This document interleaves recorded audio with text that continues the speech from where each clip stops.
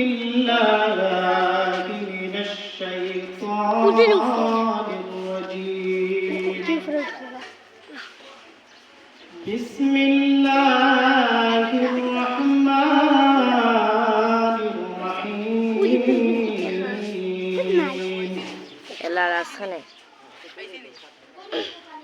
ما كان محمد أبا أحد من رجالكم ولكن رسول الله وخاتم النبيين وكان الله بكل شيء عليما صدق الله مولانا العظيم وصدق رسوله النبي الكريم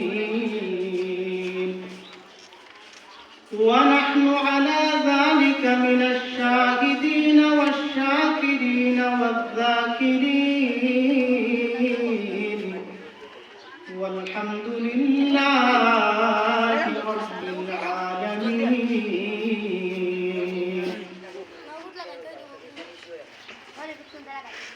وقال النبي صلى الله عليه وسلم أنا خاتم النبيين لا نبي بعده. وقال عليه الصلاة والسلام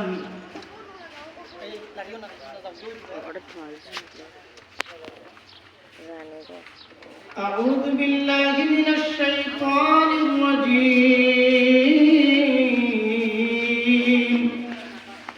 إن الله وملائكته يصلون على النبي يا أيها الذين آمنوا صلوا عليه وسلموا تسليما. اللهم صل على محمد وعلى آل محمد كما صليت على إبراهيم وعلى آل إبراهيم إنك حميد مجيد. اللهم بارك على محمد وعلى آل إبراهيم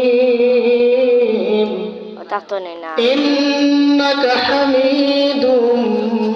مجيد. بلغ العلا بكماله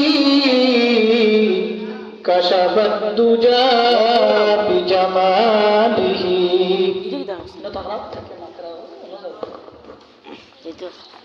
بلغ العلا بكماله كشف الدجى بجماله حسنت جميع خصاله صلوا عليه وآله. بلغ العلا بكماله كشف الدجى بجماله حسنت جميع خصاله صلوا عليه وآله. الحمد لمن قدر خيرا وخبالا الحمد لمن قدر خيرا وخبالا والشكر لمن صور حسنا وجمالا والشكر لمن صور حسنا وجمالا. فرد صمد عن صفة الخلق بريء فرد صمد عن صفة الخلق بريء ربنا غني خلق الخلق كمالا ربنا غني خلق الخلق كمالا لا شبه ولا مثل ولا كفو لمولاه لا شبه ولا مثل ولا كفو لمولاه لا ولد ولا والد لا عم وخالا لا ولد ولا والد لا عم وخالا لا جد ولا ند ولا حد لمولاه لا جد ولا ند ولا حد لمولاه الآن كما كان ولم يلق زوالا الآن كما كان ولم يلق زوالا لا مثل لمن صور مثلا ونذيرا لا مثل لمن صور مثلا ونذيرا من قال سوى ذلك قد قال محالا من قال سوى ذلك قد قال محالا لا قبل ولا بعد ولا وقت زمانا لا قبل ولا بعد ولا وقت زمانا لا مانع لا حاجب لله تعالى لا مانع لا حاجب لله تعالى الأول والآخر والظاهر حقا الأول والآخر والظاهر حقا لا ولا قيل وقالا رب أحد خالق خلق وقديم رب أحد خالق خلق وقديم ذاتا وصفاتا فله العز كمالا ذاتا وصفاتا فله العز كمالا حي ومريد وسميع وبصير والقادر قيوم هو الله تعالى जन्नत में मकान अपनी बनाते हैं नमाजी जन्नत में मकान अपनी बनाते हैं नमाजी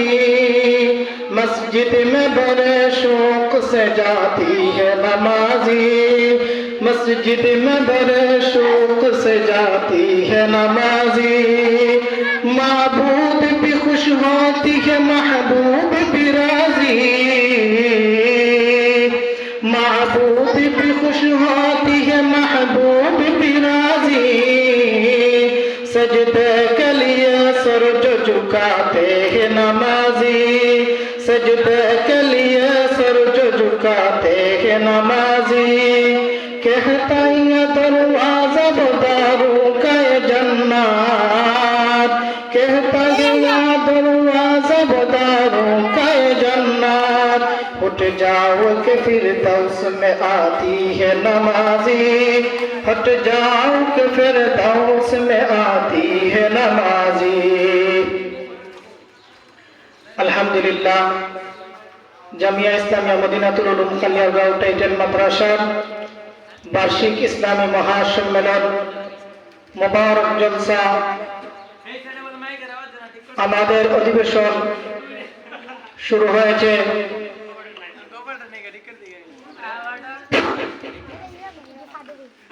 শেখুল হাদিস আল্লামা হুসাইন আহমদ সাহেবের বয়ানের মাধ্যমে ধারাবাহিকভাবে আমরা উলামায়ে হক্কানি রব্বানীদের বয়ান শুনব নিজেদের দিলকে জীবনকে পরিবর্তন করার একটি ময়দান মোবারক ময়দান এলাকার আমরা যারা বাড়ি ঘরে বসে আছি রাস্তাঘাটে আছি আমরা তাড়াতাড়ি মুবারক মাহফিলে আমরা যেন চলে আসি লা ইলাহা ইল্লাল্লাহ এসো না আল্লাহ নামে গান গাই এসো না মন প্রাণ জুড়াই আল্লাহু আকবার বলো আল্লাহু আকবার আল্লাহু আকবার বলো আল্লাহু আকবার আল্লাহ রে ডাকের বান্দা আল্লাহ রে ডাকের বান্দা আল্লাহ বলে ডাক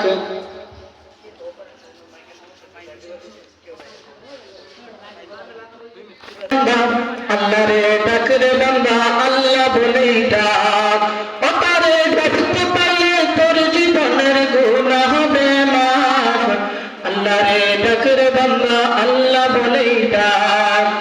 যখন তোমার কেউ ছিল না তখন ছিলেন উনি এখন তোমার সব হয়েছে পর হয়েছেন উনি রে বান্দা পর হয়েছেন উনি আর যখন তোমার কেউ ছিল না তখন ছিলেন উনি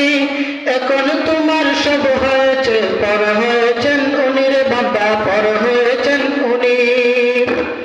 আর যখন তুমি ছোট্ট ছিলা দাঁত ছিল না মুখে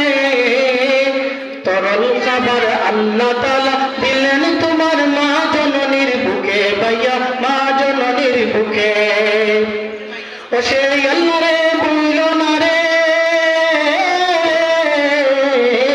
ও সেই আল্লাহ রে ভুইল না রে জীবন থাকার দায় আল্লাহ রে ডাকের বান্দা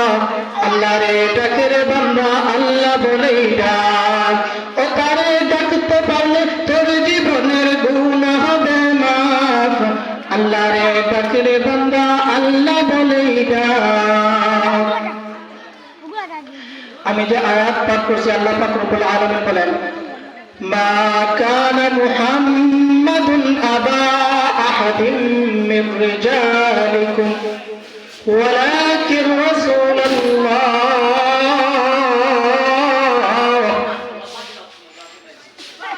মা কানা মুহাম্মাদুন আবা আহাদিন মির রিজালিকুম মুহাম্মদ তোমাদের কারো পুরুষের পিতা নয় রাসূলুল্লাহ তিনি আল্লাহ পাক রব্বুল আলামিনের রাসূল ওয়া খাতামান নবিয়্যিন তিনি সর্বশেষ নবী খাতামুন নবিয়্যিন তিনি শেষ নবী আল্লাহ রাসূল সাল্লাল্লাহু আলাইহি ওয়াসাল্লামকে এই আয়াতের মাধ্যমে আল্লাহ তাআলা শেষ নবী বলে ঘোষণা দিয়েছেন খাতাম অর্থ শেষ সর্বশেষ যারা কুরআনের অপব্যাখ্যা করে তার মধ্যে একদল কুরআনের অপব্যাখ্যাকারী হলো তারা এই খাতামুন অর্থ আংটি ধরে এই খাতামুন অর্থ সর্বশেষ অর্থাৎ নবী সাল্লাল্লাহু আলাইহি ওয়াসাল্লামের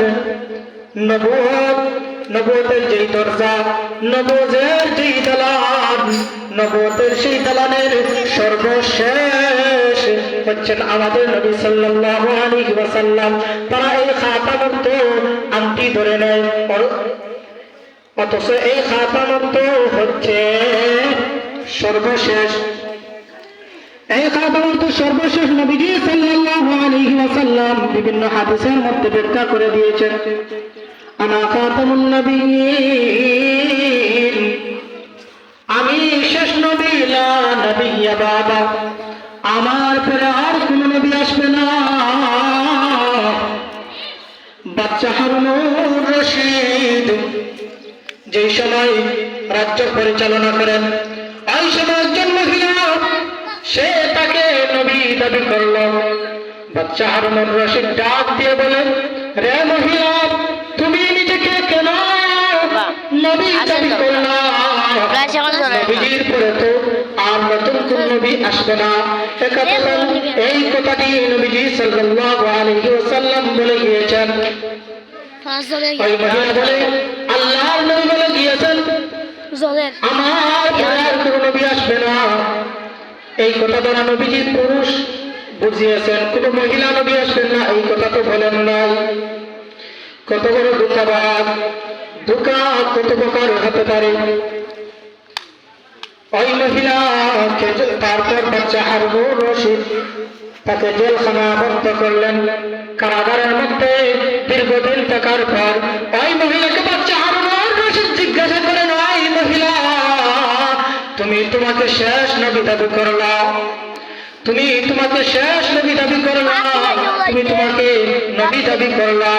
তোমার কাছে কি প্রমাণ আছে? তোমাকে এতদিন জেলের মধ্যে আবদ্ধ করে রাখলাম, তোমাকে এতদিন কারাগারের মধ্যে আবদ্ধ করে রাখলাম, কারাগারের মধ্যে আবদ্ধ রাখার পরে তোমার কাছে কি কোনো ওহী এসেছে? নবীদের কাছে তো ওহী আসে, নবীদের কাছে তো আল্লাহ পাক রব্বুল আলামিন ওহী পাঠান, তোমার কাছে কি কোনো ওহী এসেছে? তখন ওই মহিলা বলে, ফেরেশতারা জেলের মধ্যে প্রবেশ করে না। এরা ভয়ঙ্কর ধোঁকাবাজ, যারা নবীজি সাল্লাল্লাহু আলাইহি ওয়াসাল্লামকে শেষ নবী মানে না, কাদিয়ানী সম্প্রদায়। এরা শুধু কাফির নয়, এরা জিন্দিক, এরা মুরতাদ। এরা যে রকম ভাবে আমার নবীজি সাল্লাল্লাহু আলাইহি ওয়াসাল্লাম ইমামুল আম্বিয়া খাতামুন নবিয়্যিন নবিয়ুল জিন্নি ওয়াল ইনস রাহমাতুল লিল আলামিন কে মানে না, রাহমাতুল লিল আলামিন কে অবমাননা করে। নবীজি সাল্লাল্লাহু আলাইহি ওয়াসাল্লাম কে শেষ নবী রাষ্ট্রভাবে আমরা ঘোষণা চাই। এই ঘোষণা কেন চাই? রাষ্ট্রভাবে নবীজি সাল্লাল্লাহু আলাইহি ওয়াসাল্লামকে শেষ নবী ঘোষণা করলে আমাদের ফায়দা নেই, এবং নবীজি সাল্লাল্লাহু আলাইহি ওয়াসাল্লামকে শেষ নবী, এটা আমাদের আকীদা, এটা আমাদের বিশ্বাস। একজন মুসলমান রিসালাতকে বিশ্বাস না করলে সে মুসলমান হতে পারে না। তাওহীদকে যেভাবে আমাদেরকে নিঃসন্দেহভাবে কোনো প্রকার সন্দেহ ছাড়া বিশ্বাস করতে হয়, নবীজি সাল্লাল্লাহু আলাইহি ওয়াসাল্লামের রিসালাতকেও সংশয় ছাড়া নিঃসন্দেহ বিশ্বাস করতে হয়। যারা বলে রাষ্ট্রীয়ভাবে কাদিয়া দিলে কেন কাদের ঘোষণা করতে হবে, তাদেরকে বলি, রাষ্ট্রভাবে যদি কাদিয়ানীদের কাফের ঘোষণা না করা হয়, তারা তো রাষ্ট্রীয়ভাবে মুসলমান হিসাবে থাকছে, এটাই তো সবচেয়ে বড় ধোঁকা। আমি আমার মাদ্রাসা, আমার মসজিদের চাঁদা, আমার মসজিদের কথা বলে কোন জায়গা থেকে ফায়দা লুটা, কোন জায়গা থেকে উপকার লাভ করা, এটা আমি মেনে নিতে পারি না। একজন বিস্কুট কোম্পানি, সে তার নামের বিস্কুট যদি অন্য কোম্পানি তার কোম্পানির নাম ব্যবহার করে, তাহলে সেটা যেই রকম ভাবে অন্যায়, সেটা যেই রকম ভাবে ধোঁকাবাজি, সেই রকম ভাবে একজন কাফের জিন্দিক, সে কাফের হয়ে মুসলমান নাম ধারণ করা তার জন্য এই আরো বড় ধোঁকাবাজি। এটা ধর্মীয় অবমাননা, এটা ধর্মের সাথে সে অবমাননা করছে, সেটা পুরো দেশকে, পুরো মুসলমান, গোটা মুসলমানকে সে মুসলমানদের সাথে ধোঁকাবাজি করছে। শুধু তাই নয়, একজন মুসলমানের দায়িত্ব হল তার ধর্মীয় সবকিছুকে সে রক্ষা করা, তার ধর্মীয় উপাসনালয় এবং মসজিদ, সে মসজিদের পবিত্রতা রক্ষা করা একজন মুসলমানের দায়িত্ব। ধর্মীয় কবরস্থান এটা পবিত্র রাখা একজন মুসলমানের দায়িত্ব। পবিত্র আল্লাহ তাআলার ঘর বাইতুল্লাহ কাবা শরীফ এটা রক্ষা করা মুসলমানের দায়িত্ব, মুসলমানের দায়িত্ব। এইগুলো পবিত্র কাবা শরীফকে যদি পবিত্র রাখতে হয়, তাহলে অবশ্যই কাদিয়ানীদেরকে কাফের ঘোষণা করতে হবে, এছাড়া বিকল্প কোনো কিছু নয়। কাদিয়ানীদেরকে যদি কাফের ঘোষণা না করা হয়, ওই পবিত্র বাইতুল্লাহ, আল্লাহর পবিত্র ঘরের সামনে তারা তোয়াফ করবে, আল্লাহ তাআলার পবিত্র ঘরকে পবিত্র করবে। আমার নবী, আপনার নবী, মায়ের নবী, যে নবীর শরীরের মধ্যে মশা মাছি বসত না,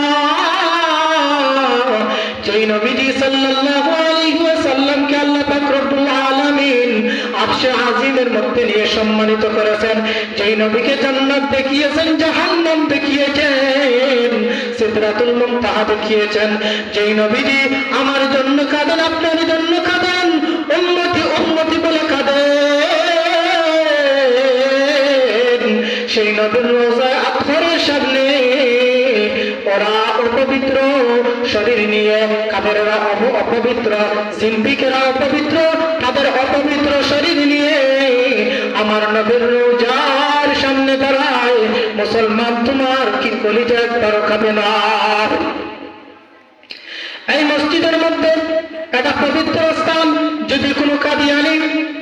যদি কাফের জিন্দিক এই মসজিদের মধ্যে প্রবেশ করে, আমরা সহ্য করতে পারি না, আমরা সহ্য করতে পারি না। অপবিত্র শরীর নিয়ে তারা আমাদের মসজিদের মধ্যে প্রবেশ করতে পারবে রাষ্ট্রীয় আইনে। রাষ্ট্রীয় আইনে যেহেতু তারা মুসলমান, সেহেতু তারা আমার পবিত্র কাবা বাইতুল্লাহ, আল্লাহর ঘরকে তারা পবিত্র করতে পারবে। যেহেতু তারা রাষ্ট্রীয়ভাবে মুসলমান, সেহেতু পবিত্র কাবা শরীফ এর সামনে, পবিত্র কাবা শরীফ অপবিত্র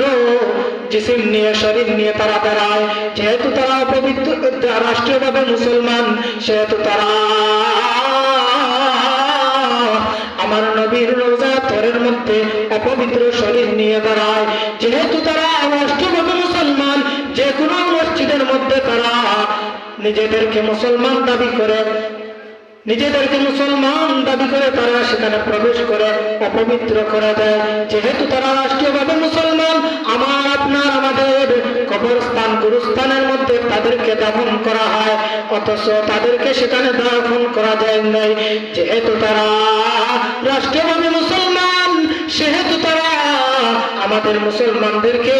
তারা ধোঁকা দিয়ে মুসলমান মেয়েদেরকে বিবাহ করতে পারে। রাষ্ট্রীয়ভাবে আইনত বৈধ, রাষ্ট্রীয়ভাবে বৈধতা দেওয়া আছে, অথচ আমার মহান আল্লাহ পাক রব্বুল আলামিন বৈধতা দেন নাই। যা যেই জিনিসের মধ্যে যেই আইন আমার আল্লাহ বৈধ করেন নাই, সেই আইন বৈধ করে দিয়েছে রাষ্ট্র। সুতরাং রাষ্ট্রের কাছে আমাদের দাবি, কাদিয়ানীদেরকে অমুসলিম ঘোষণা করতেই হবে। যদি তারা যেহেতু রাষ্ট্রীয়ভাবে মুসলমান, তারা যেহেতু রাষ্ট্রীয়ভাবে নিজেদের পরিচয় মুসলমান তুলে ধরে, সেহেতু তারা একজন মুসলমান নারীকে তারা বিবাহ করতে পারবে।